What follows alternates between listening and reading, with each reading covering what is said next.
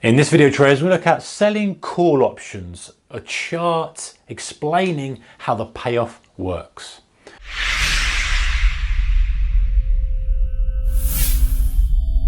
Hey traders, a warm welcome to you. So a call option, if you buy a call option, you've got the right but not the obligation to purchase that stock at that price at a specific point in time. So if you're buying a $50 call option in XYZ stock, you've got the right but not the obligation to buy that stock at $50 at a specific point in time. It's a bullish approach to the market. You've got a bullish thesis, you think the price is going to go up. Now, if you're selling a call option, you don't have the right. You're obliged to do whatever the buyer does. But selling it means that you're getting premium. Now, some people will sell call options. Doesn't necessarily mean you're bearish. It could mean that you're neutral to bearish on the stock.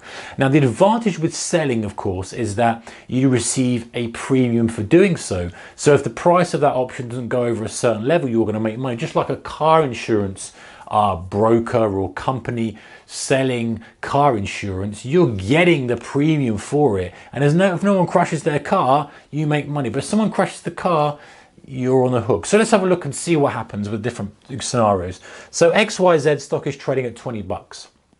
Okay, a $20 call is priced at $10. Now, that's quite expensive for a $20 stock, but for ease of thing, we can see how it works out. That could be like a really volatile stock that perhaps has got earnings coming up. It's not unfeasible, but less likely. It's more likely going to be kind of $2. But for easy enough to see it on the chart, I've made it $10.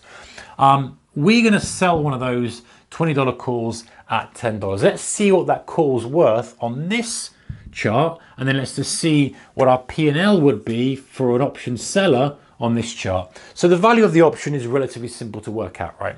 If the stock price on the x-axis here is at $20, okay, so if we get to the expiry point and make it easy to have a point in time and say the expiry, we've got a $20 call. What's that worth when this underlying asset is $20? It's worthless, right? There's no value to that whatsoever. It's got zero value. However, the stock price is at $30. What's the value of that option? Yeah, well, it's 30 minus 20 because we've got the right to buy that option. If we're a buyer of that call, we've got the right to buy that stock price at $20. It's currently trading at $30. Great, that's worth $10. And you can see how we got right the way up to 60 bucks.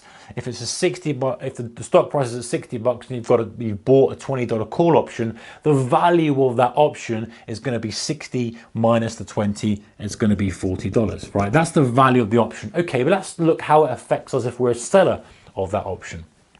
Right, so let's say, again, this is stock price on our x-axis here, and this is P&L in dollars on the y-axis. So let's look at a scenario that the stock goes to zero, right? The stock goes bust. Okay, the call option is worth nothing. We've already seen that. The stock price is zero. We've got this line here basically where we have no value whatsoever to the call option, right? Because you've got the right to buy something at $20 that's at currently at $0. There's no value. So you've made $10 because you have received $10 from the buyer. The buyer has paid you $10 for the option. You've got 10 bucks in your hand per option contract. Your contract is now worthless, so they've got a worthless contract. You've got $10. You part ways, you're happy.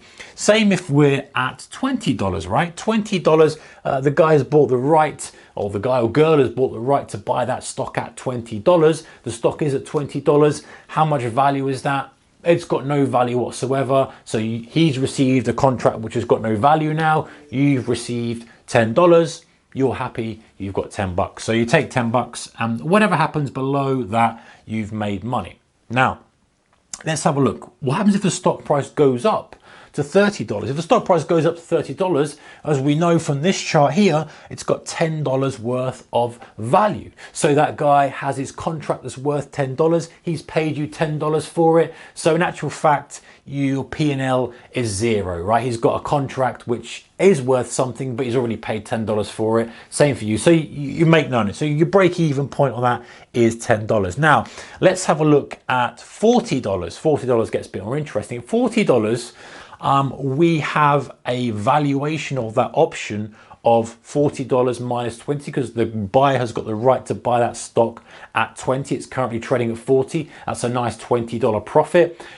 You unfortunately have got to give that guy his stock. He's going to exercise that, but you paid, or he paid you $10 for it. If it's currently at $40, then you're not going to be too bad, right? Because the value is $20, difference between $40 and $20. You paid 10, you're going to be down $10, right? So your P&L is going to be minus 10. Now let's have a look at some more extreme examples. Let's go to $60. Okay, the stock price is at $60. What's the underlying value of that contract when we have $60? Well, it's a $20 call. That's $40. Underlying value of that or the value of that option at expiry is $40. You're going to lose $30 because you've received 10. You've got to pay out 40. Now, that's not very good. Now, just think if this thing goes to $200. Okay. If this goes to $200, what's the value of this option? Let's have a look. So $200 minus our $20, that gives us $180 worth of value in that option. As you can see why this chart goes up and up and up off the screen.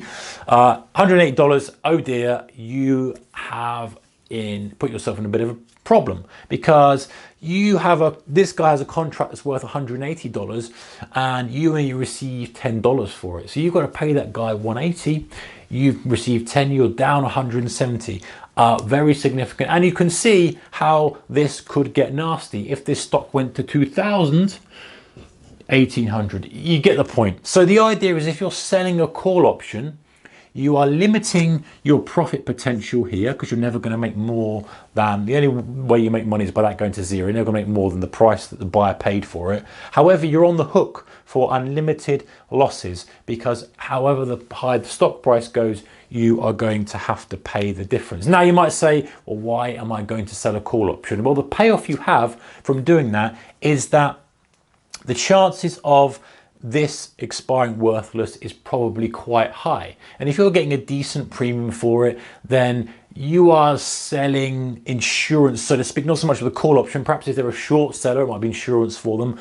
But the point is that you are taking premium from these buyers. You're taking premium from these buyers.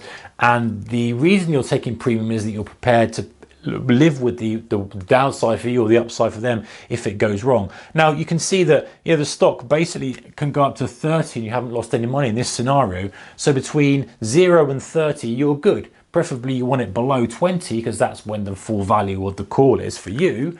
But anywhere from 30, in other words, the strike price plus the price you paid for it. If you paid 5, it would be 25, etc.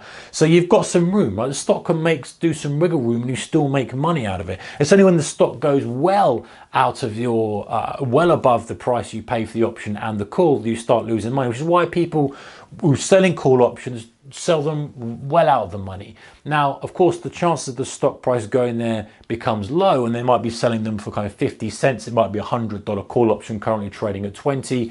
They've got loads of room. The danger is when you do have that freak event, they are still on the hook for that potential loss. So that's selling call options, guys. It can be a lucrative way of doing things as long as you understand that the risk is open-ended and you accept that as part of the deal of getting premium in from buyers of these call options.